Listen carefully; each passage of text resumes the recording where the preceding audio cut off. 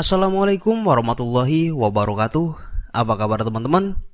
Berjumpa lagi bersama saya di channel Dua Kehidupan. Seperti biasa, saya akan menceritakan kisah horor lagi tentunya. Penasaran dengan ceritanya? Silakan simak sampai habis. Tapi sebelum itu, jangan lupa subscribe dan juga aktifkan loncengnya agar kalian tidak ketinggalan cerita horor lainnya. Oh iya, tapi sebelumnya, bagi teman-teman yang baru membuka channel ini, kalian juga bisa berkirim cerita mistis atau pengalaman horor kalian ke akun Instagram Dua Kehidupan. Kisah horor kali ini adalah kisah nyata dari temanku yang bernama Arya. Cerita ini kejadiannya sudah lama banget, kira-kira pas tahun 2009. Saat itu ibuku sedang mengandung adekku yang pertama. Anehnya, setiap malam di atap rumahku itu sering terdengar suara, seperti ada orang melempar kerikil gitu. Dan suara itu pasti ada setiap hari selama ibuku mengandung adekku. Oh ya, sedikit penjelasan bahwa rumahku kanan kiri bahkan depan belakang semuanya itu dikelilingi kebun pisang dan berada jauh dari tetangga. Bayangin aja bagaimana posisinya rumahku itu. Oke, lanjut ke cerita. Nah, habis itu bapakku setiap habis maghrib itu menyempatkan diri membakar ban bekas depan rumah.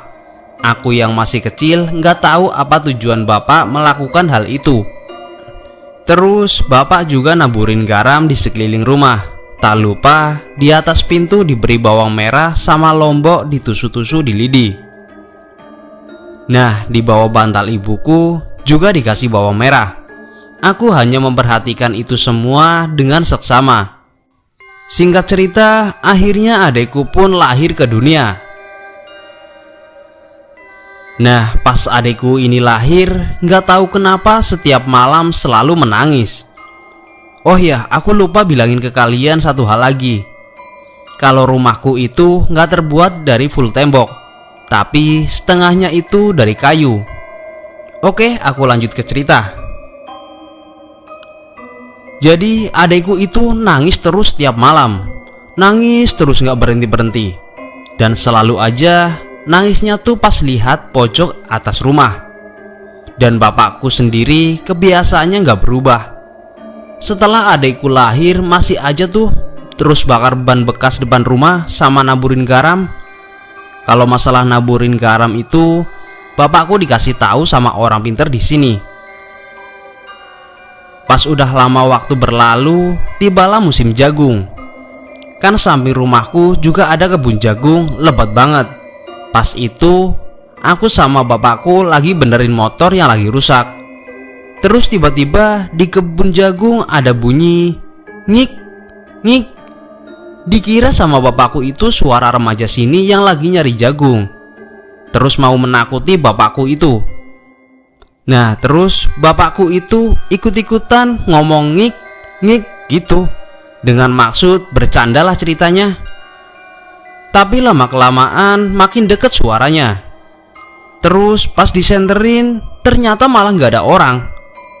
Tapi bapakku lihat kayak ada monyet gitu. Dan banyak bulunya. Ukuran tubuhnya sangat besar. Aku pun kaget dan sosok monyet itu langsung dilempar pakai kunci Inggris sama bapakku.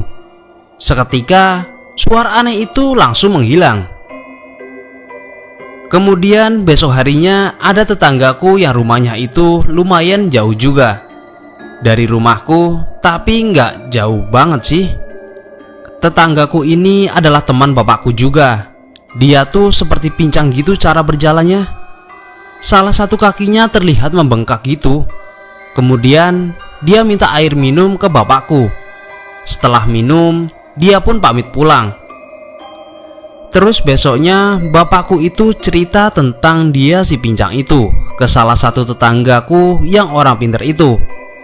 Bapak cerita tentang kejadian tadi malam. Terus dengan wajah yang serius, orang itu memberitahu bahwa kalau yang semalam berbunyi itu bukan orang, tetapi ada orang yang mau menjahilin adekku. Tapi jahilinya ya dengan cara begitu jadi monyet. Kebanyakan orang di sini itu rata-rata punya ilmu sejenis begitu, buat gangguin orang yang baru lahiran. Dan ternyata sosok monyet yang mengganggu itu adalah orang yang kemarin meminta air ke bapakku. Tujuan dia minta air itu supaya sembuh biar nggak pincang lagi. Ya pokoknya begitu deh. Aku nggak tahu juga masalah itu secara rinci.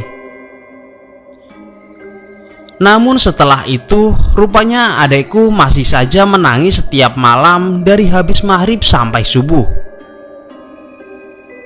Dan tangisannya itu nggak berhenti-berhenti. Akhirnya kakekku sama nenekku ikut jagain adekku.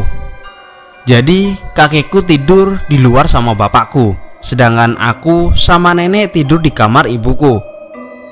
Lalu dijidat adekku dikasih bawang, tapi yang sudah dihaluskan.